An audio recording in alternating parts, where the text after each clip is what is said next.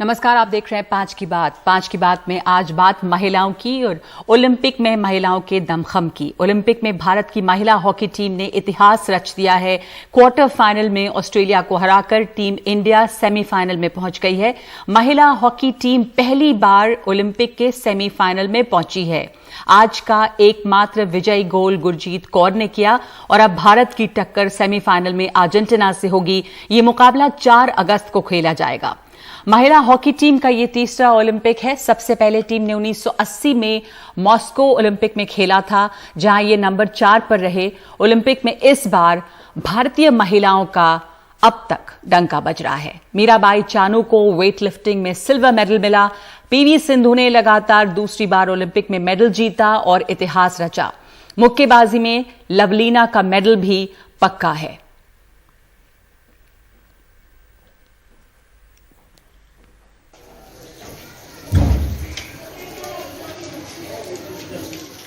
Hockey के हमारे दोनों ही टीम्स ने जो शानदार प्रदर्शन किया है उसके लिए बहुत बहुत बधाई, शुभकामनाएं। और अगले आने वाले बहुत महत्वपूर्ण मैचेस के लिए भी 135 करोड़ भारतीय की ओर से बहुत बहुत शुभकामनाएं। और मुझे खुशी इस बात की है कि भारत की बेटियों ने अब तक 2 मेडल जीत कर दिखाए हैं। आज महिला हॉकी टीम ने भी शानदार प्रदर्शन किया है। Congratulations India. What a terrific game our women's hockey team played against Australia. Keep it up. The best of luck. India के लिए बहुत बड़ा दिन है आज का दिन। हमारा महिला और पुरुष दोनों टीमें सेमीफाइनल्स पहुंचना ओलंपिक्स में, वो भी हॉकी जैसे गेम में, बड़ी गेम है और बड़ी जीत है इंडिया के लिए। तो ये तो सेलिब्रेट करना है। अब हम तो उम्मीद है कि दोनों मेडल लाए, लेकिन सेमीफाइनल पहुंचना अपने आप में इतिहास रचा है। पहली बार ऐसा हुआ है वर्ल्ड हॉकी हिस्ट्री में, हमारे महिला हॉकी टीम टोक्यो में इतिहास रचा है। और जिस तरीके से आज परफॉर्म किया, रियली मैं पर्सनली काफ़ी सरप्राइज हुआ कि इस तरीके से परफॉर्मेंस पहले हमें कभी देखने को नहीं मिला था। तो महिलाओं ने जिस तरह का प्रदर्शन किया है वो सराहनीय है। बहुत ही अच्छा प्रदर्शन रहा है। इस ओलंपिक को हिंदुस्तान में याद किया जाएगा तो महिलाओं के प्रदर्शन के लिए। हमारे साथ मेरे सहयोगी विमल मोहन जुड़ रहे हैं। विमल, आपकी बहुत पैनी निगाह और क्लोजली आप देख रहे हैं ओलंपिक गेम्स को, फॉलो कर रहे हैं इन तमाम खिलाड़ियों को।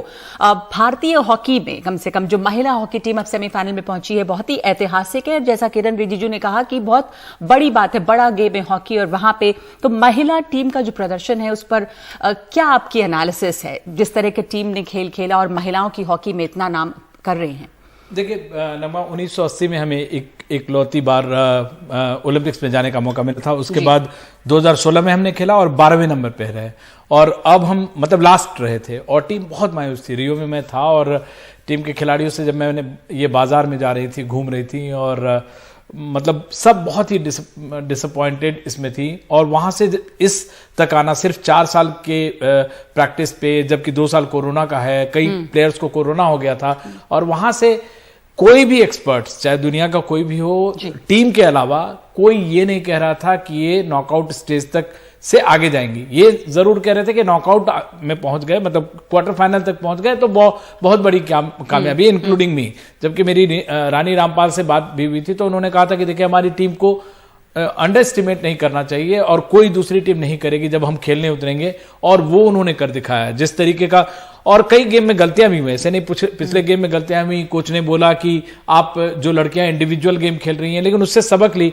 और खासकर इस जो मैच है उसकी बात मैं कहूंगा कि वो game out of the world था। उसके बारे में एक मिनट के लिए आपकी रोक रही हूं विमल। प्रधानमंत्री इस समय बात कर रहे हैं, डिजिटल पेमेंट प्लेटफॉर्म ई-रूपी का लॉन्च हुआ है, उस पर पहले चलते हैं, फिर लौटेंगे हम इस चर्चा पे।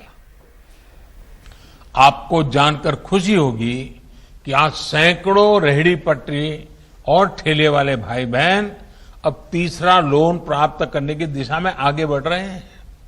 साथियों, देश में डिजिटल इंफ्रास्ट्रक्चर और डिजिटल ट्रांजैक्शन के लिए जो काम पिछले 6-7 वर्षों में हुआ है, उसका लोहा आज दुनिया भी मान रही है। विशेषकर भारत में फिनटेक का बहुत बड़ा आधार तैयार हुआ है। ऐसा आधार तो बड़े बड़े देशों में भी नहीं है। देशवासियों का पॉजिटिव माइंडसेट, फिनटेक सॉल्यूशन को एडॉप्ट करने की उनकी क्षमता भी असीम है। इसलिए ये आज भारत के युवाओं, भारत के स्टार्टअप इकोसिस्टम के लिए भी बेहतरीन मौका है। भारत के स्टार्टअप्स के लिए फिनटेक में अनेकों संभावनाएं हैं। साथियों, मुझे विश्वास है कि ई-रूपी वाउचर भी सफलता के नए अध्याय लिखेगा। इसमें हमारे बैंकों और हमारे पेमेंट गेटवे का बहुत बड़ा रोल है। हमारे सैकड़ों प्राइवेट अस्पतालों, कॉरपोरेट्स, उद्योग जगत, एनजीओज और दूसरे संस्थानों ने भी इसको लेकर बहुत रुचि दिखाई है। मेरा राज्य सरकारों से भी आग्रह है कि अपनी योजनाओं का सटीक और संपूर्ण लाभ सुनिश्चित करने के लिए ई-रूपी का अधिक से अधिक उपयोग करें। मुझे विश्वास है कि हम सभी की ऐसी ही सार्थक साझेदारी एक ईमानदार और पारदर्शी व्यवस्था के निर्माण को और गति देगी। एक बार फिर सभी देशवासियों को इस बड़े रिफॉर्म के लिए बहुत बहुत बधाई देता हूं, बहुत बहुत शुभकामनाएं। धन्यवाद। प्रधानमंत्री मोदी ने डिजिटल पेमेंट प्लेटफॉर्म ई-रूपी का लॉन्च किया है और प्रधानमंत्री मोदी ने इस पर यह भी कहा है कि इससे डिजिटल पेमेंट जो है उसमें और पारदर्शिता आएगी और वो और ज्यादा आसान हो जाएगा लोगों के लिए। पेमेंट के लिए कार्ड, इंटरनेट बैंकिंग की भी अब जरूरत नहीं होगी।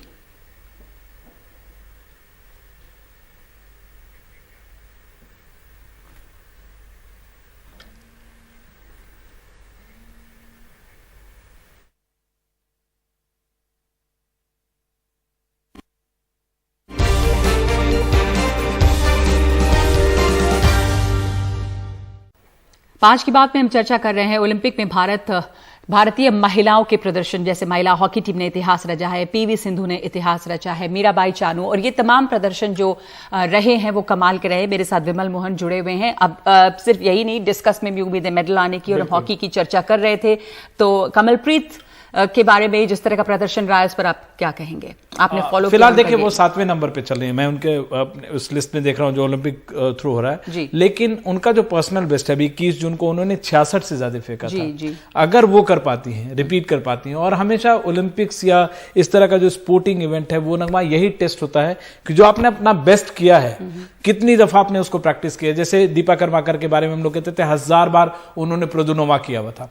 अगर हम अपना बेस्ट को रिपीट कर पाते हैं तो वो आपका सबसे अच्छा प्रदर्शन माना जाता है। और फैंस को भी ऐसे ही देखना चाहिए कि जो खिलाड़ी वहां गया वो अपना प्रदर्शन कर पाता कि नहीं। ये जरूर है कि अगर वो 66 से ज्यादा फेंकती हैं तो मेडल ब्रैकेट में होंगी, वरना टॉप 12 में आना, फाइनल में पहुंचना और क्वालिफिकेशन में सेकंड नंबर पे आना, जिस बैकग्राउंड से आते हैं, मलोट के गांव है कब्रवाला, वहां से आती हैं, वो फार्मर हैं, पिताजी खेत में काम करते हैं। अभी कुछ दिन पहले, 2-3 दिन पहले मेरी बात हुई तो वो खेतों में ही थे। तो हर प्लेयर की एक अलग संघर्ष की कहानी है और सक्सेस जरूर हम उसको सेलिब्रेट करते हैं। बिल्कुल। और विमल, ये जो महिला हॉकी टीम का प्रदर्शन रहा है उसके बारे में मैं आपसे पूछना चाहती हूँ कि ऐसा क्या कमाल हुआ है ओलंपिक में जिस तरह का प्रदर्शन देखा गया? मतलब जैसा आपने कहा खुद ही कि ऐसी उम्मीद नहीं थी बहुत लोगों की कि वो सेमीफाइनल तो बहुत दूर की बात थी।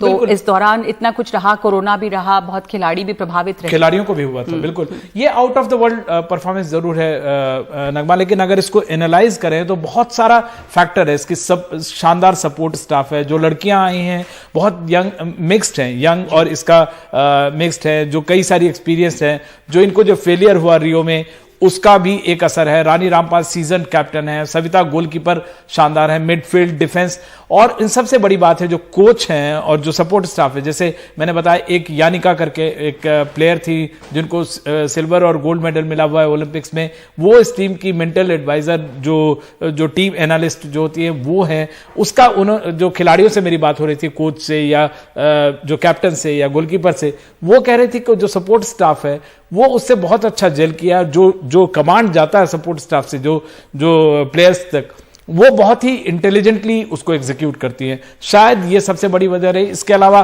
फिटनेस की बात हम लोग लगातार कर रहे हैं। फिटनेस लेवल इस टीम का वो है जो कि मेंस क्रिकेट टीम का नहीं होता है। एक एग्जांपल दूं, जैसे मनीष कुमार हैं, उनका यो टेस्ट जो मुझे किसी ने बताया, और भी कई प्लेयर्स का 19, 17, 19, 18 होता था। हमारी जो लड़कियां हैं उनका यो टेस्ट में एवरेज 20.7 के आसपास है। कमाल है ये, और कमाल का प्रदर्शन रहा है। धन्यवाद आपका विमल इस बातचीत के लिए। इस वक्त 5 की बात में हम एक ब्रेक ले रहे हैं।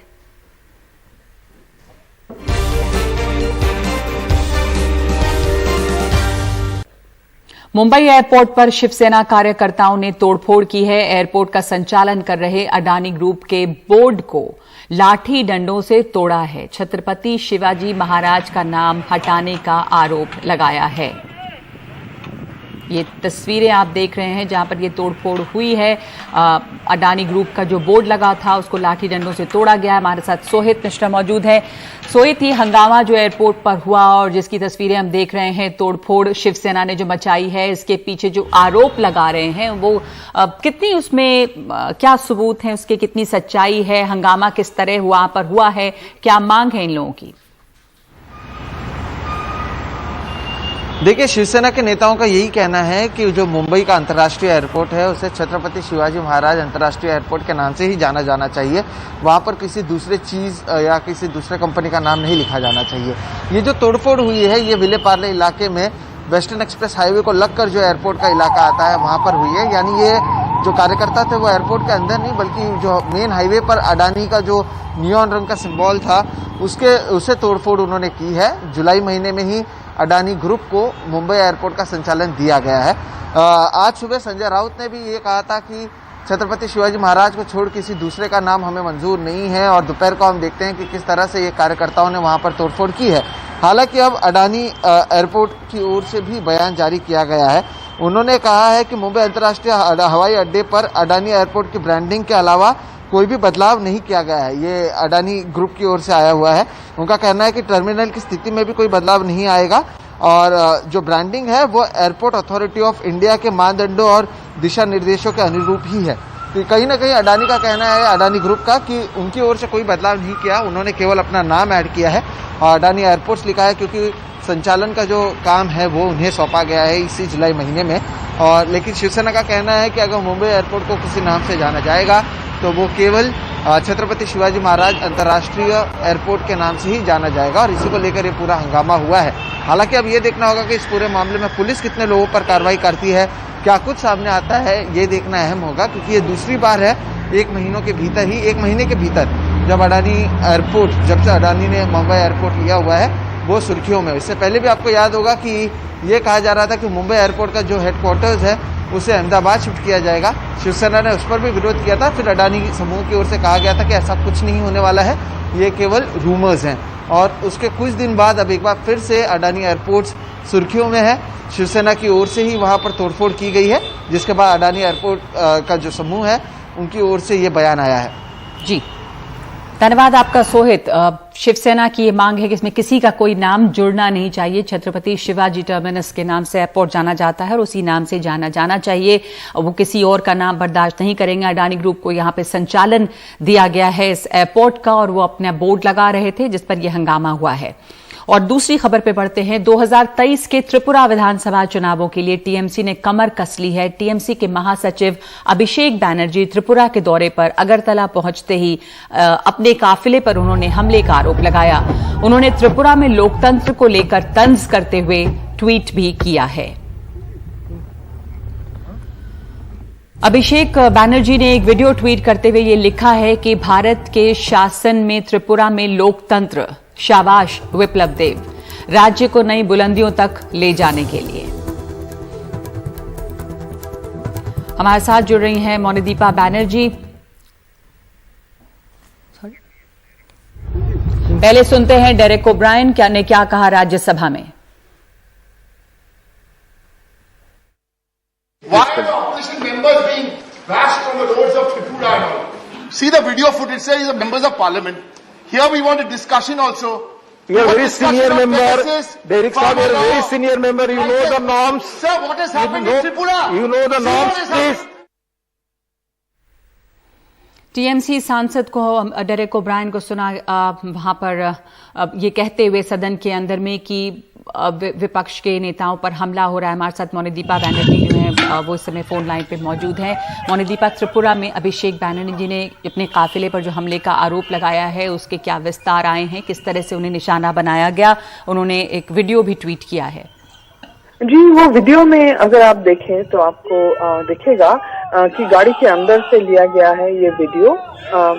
जो हमें अंडरस्टैंडिंग है वो है अभिषेक बैनर्जी ने ही लिया, और वहाँ पे आप देख सकते हैं कुछ लोग रास्ते के साइड पे खड़े हुए हैं। जो खबर है वो गो बैक स्लोगन उठा रहे थे अभिषेक बैनर्जी के विरुद्ध, और फिर एकदम जब गाड़ी निकला तब कुछ लोग कुछ लकड़ी या लाठी लेके गाड़ी को मारा।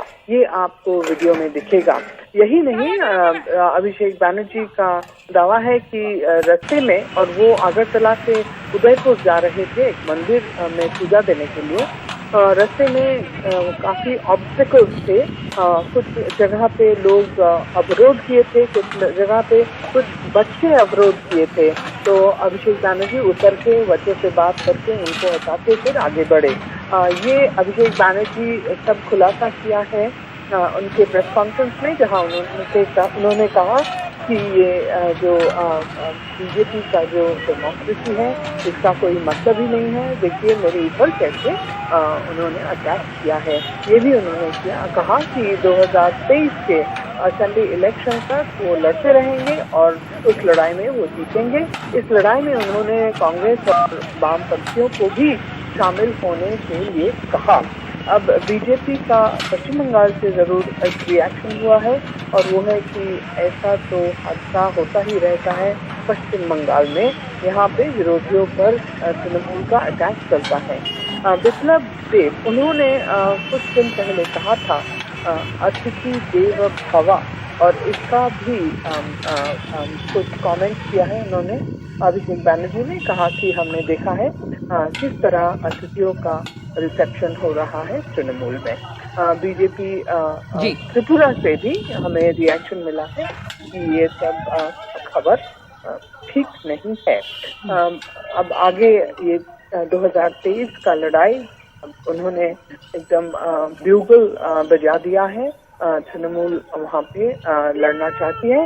वो पहले भी उनका कोई एमएलए थे, 6 या 7 एमएलए थे तृणमूल के त्रिपुरा में, पर वो बाद में बीजेपी चले गए थे। उनको भी वापस लाने की भी कोशिश चल रही है तृणमूल के तरफ से। जी जी, धन्यवाद आपका मोनिदीपा। जैसे आप कह रहे हैं कि टीएमसी ने एक तरह से बिगुल बजा दिया है वहां पर अपने राजनीतिक इरादों का, और इसमें अभिषेक बैनर्जी उस दौरे पे भी गए हैं त्रिपुरा के, और ये दोनों के बीच में जो टकराव है दोनों पार्टियों के बीच में वो तेज हो रहा है। क्या कारण है? और बिहार के मुख्यमंत्री नीतीश कुमार ने ये कहा है कि पेगासस मामले की जांच होनी चाहिए। ये बहुत दिलचस्प है क्योंकि पहली दफा बीजेपी के एक अहम सहयोगी ने इस जांच की मांग उठाई है। नहीं, बिल्कुल होना चाहिए। टेलीफोन टैपिंग की बात इतने दिनों से आ रही है, इस पर जरूर बात हो जानी चाहिए, चर्चा हो जानी चाहिए। इसमें तो पहले ही दिन पूछे। आजकल तो जानते नहीं है ये सब चीज़, तो कई तरह से कौन कर लेगा। तो इसलिए इन सब चीज़ों पर तो पूरे तौर पर एक एक बात को देख करके उचित कदम उठाना चाहिए मेरी समझ से। लेकिन क्या हुआ है क्या नहीं हुआ है ये पार्लियामेंट में कुछ लोग बोल रहे हैं और समाचार पत्रों में आ रहा है, तो उसी को देखते हैं हम लोग। लेकिन जो कुछ भी है उसके पूरे तौर पर जांच करके कि आखिर किसी को किस तरह से फ़ोन को लोग अपने ढंग से सुन रहे हैं या कुछ भी कर रहे हैं, उस पर कब्जा कर रहे हैं, क्या कर रहे हैं, ये तो पूरी बात आनी चाहिए। जब इतने दिनों से लगातार लोग बोल रहे हैं तो उसके बारे में निश्चित रूप से इस पर मेरी समझ से जांच कर लेना चाहिए, ताकि जो भी सच्चाई हो सामने आ जाए। और कभी भी कोई किसी को डिस्टर्ब करने के लिए, परेशान करने के लिए कोई इस तरह का काम करता है तो ये नहीं होना चाहिए।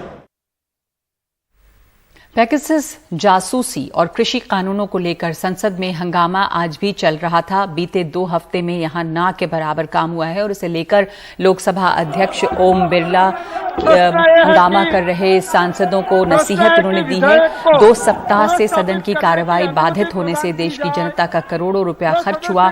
ये सदन जनता की समस्याएं और अभाव रखने के लिए है। अब सदन के सम्मानित सदस्य हैं।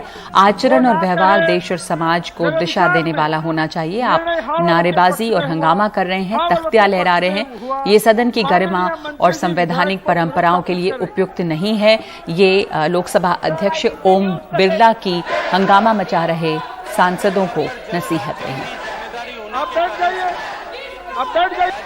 ये सारे देश नहीं, सारे दुनिया भर में ये चर्चा हो रहे हैं कि ये जासूसी कांड सिर्फ हमारे देश के मुद्दे नहीं, जहां इजराइल की सरकार इसमें जांच पड़ताल कर रहे हैं, जहां फ्रांस की सरकार जांच पड़ताल कर रही है, जहां हंगरी की सरकार जांच पड़ताल कर रही है, जहां अमेरिका की सरकार जांच पड़ताल कर रही है, सर यूरोपियन देश जांच पड़ताल कर रहे हैं।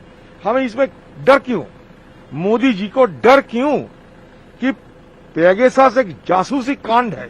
हमारा दोष क्या है? हम तो चर्चा चाहते हैं शुरू के दिन से। किसान के मुद्दे हो, महंगाई के मुद्दे हो, कोविड के मुद्दे हो, ये शुरू के दिन से हम कहते आ रहे हैं कि ये जासूसी कांड की जो मसला ये सदन में चर्चा हो। हमें कुछ सवाल है बस, उसके बाद सारे सदन आराम से चलाए। कि लगातार 2 सप्ताह से सदन की कार्रवाई बाधित हो रही है। उसके कारण करोड़ों रुपया देश की जनता का खर्च हो रहा है। मेरा आपसे आग्रह है, ये सदन चर्चा और संवाद के लिए, जनता की समस्याएं अभाव रखने के लिए आप सब माननीय गण हो। आपका व्यवहार समाज को दिशा देने वाला होना चाहिए, लेकिन माननीय गण आप नारेबाजी कर रहे हैं, तख्तियां लहरा रहे हैं, ये सदन के लिए उपयुक्त नहीं है और हमारी संसदीय परंपराओं के भी उपयुक्त नहीं है। और कृषि कानून को लेकर भी विपक्षी दलों ने सरकार के खिलाफ मोर्चा खोल रखा है। कांग्रेस का कहना है कि प्रधानमंत्री जंतर मंतर जाकर आंदोलन कर रहे किसानों से सीधे बात करें।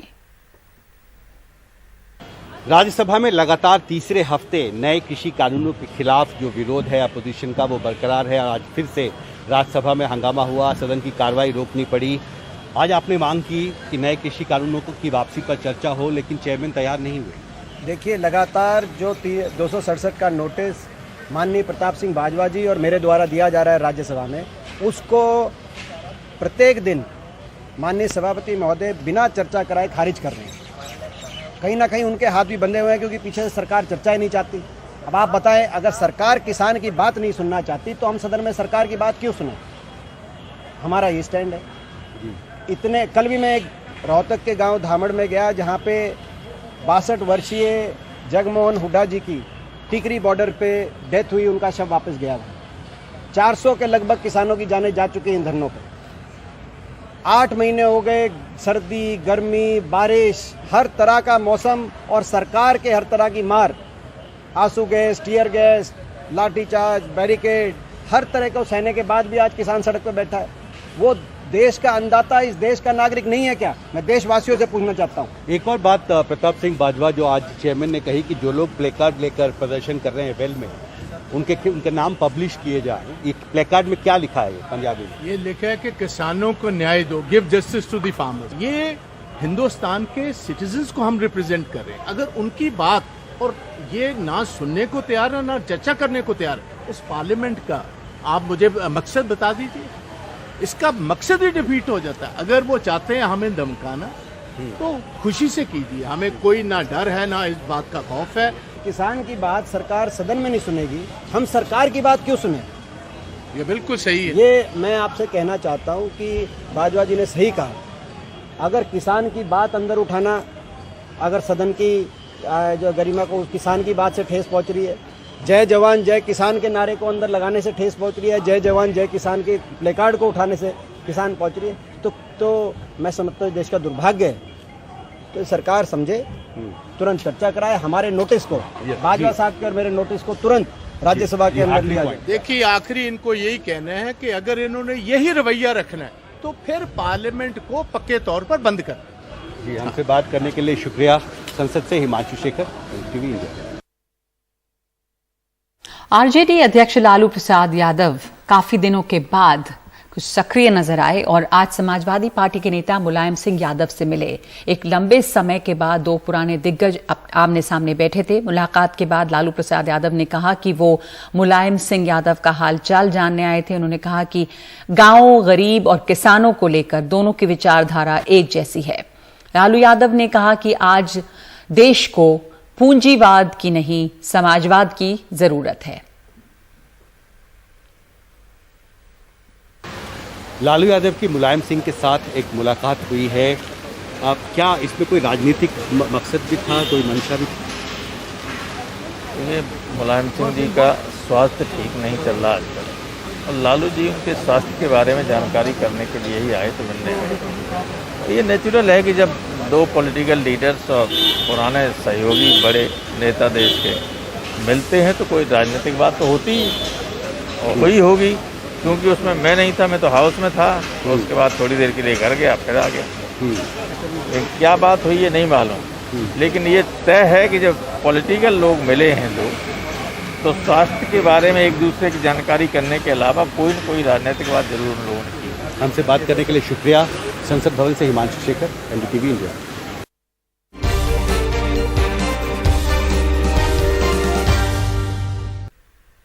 मुंबई में जाइडस कैडिला के ज़ाइकोव-डी वैक्सीन के बच्चों पर ट्रायल में बाधा सामने आ रही है। ट्रायल में मुश्किलें हो रही हैं क्योंकि उसके लिए बच्चे नहीं मिल रहे हैं। ट्रायल के लिए 50 बच्चों की ज़रूरत है, पर अभी तक 5 बच्चों ने ही रजिस्ट्रेशन करवाकर वैक्सीन की पहली डोज ली है। वॉलंटियर्स जो हैं वो उनको कुल 3 खुराक 4 हफ्तों के अंतराल में दी जाएगी। हमारे साथ पूजा भारद्वाज मौजूद हैं इस पर बातचीत करने के लिए। ये जो ट्रायल चल रही है पूजा, वो 12 साल से ऊपर के बच्चों के लिए चल रही है और ऐसा केंद्र ने कहा है कि जल्दी ही वैक्सीन इस पर आ जाएगी। पर किस तरह की मुश्किलें आ रही हैं, किस अस्पताल में ट्रायल ये चल रही है और जो ये मुश्किल आ रही है उसकी वजह जाहिर है कि वैक्सीन को लेकर झिझक है।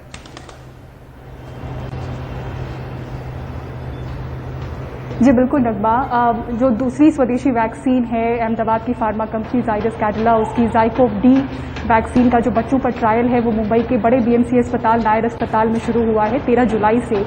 और जब इस ट्रायल की शुरुआत हुई थी उस समय काफ़ी क्वेरीज आई थी। करीब 40 ऐसे माता पिता हैं जिन्होंने दिलचस्पी दिखाई थी।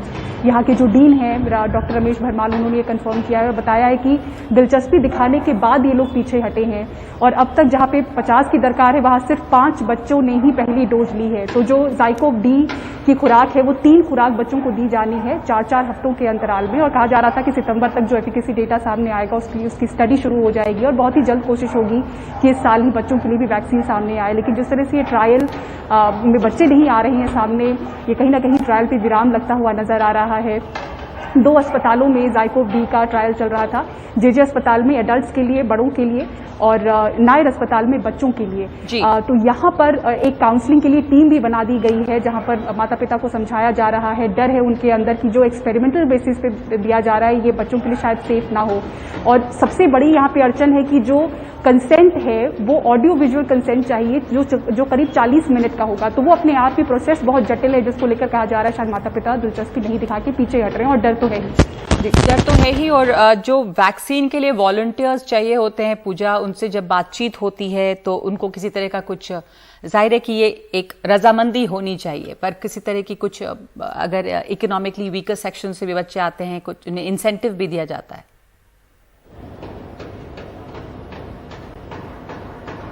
जी नगमा, यहाँ पर कुछ इस तरह की इंसेंटिव की तो बात नहीं है, लेकिन जो इन हाउस पेशेंट्स हैं जैसे कि नायर अस्पताल के जो इन हाउस पेशेंट है वहाँ पर उनको समझाने की कोशिश हो रही है। अगर वो अपने बच्चों को राजी कर पाए, वो अपने बच्चों को सामने ला पाए, तो माता पिता ही यहाँ पर राजी नहीं है।